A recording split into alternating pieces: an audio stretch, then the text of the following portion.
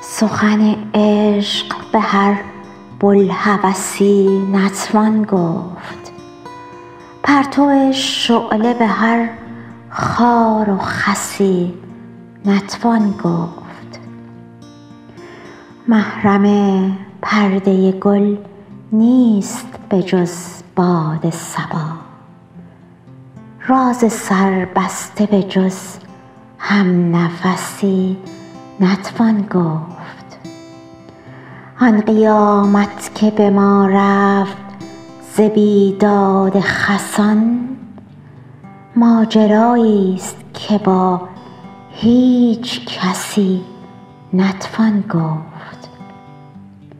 کشتگان سخن خنجر خونخوار تو را، کشتگان سخن خنجر خونخوار تو را، حال بنگر دگر از پیش و پسی نتوان گفت.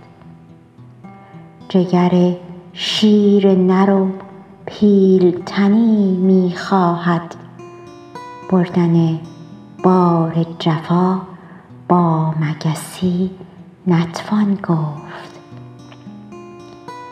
اولین درس وفا مهر لب خاموشی است، قصه کوتاه کز این نکته بسی نتوان گفت. شرح افسانه بیداد تو ای سنگین دل، به تظلم به جز از دادرسی نتوان گفت. چهچه جوش و خروش طرب انگیز بهار، به زبان سردی مرغ قفسی نتوان گفت.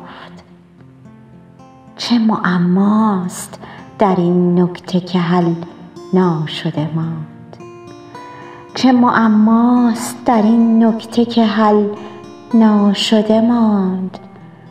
پرتو شعله به هر خار و خسی نتوان گفت.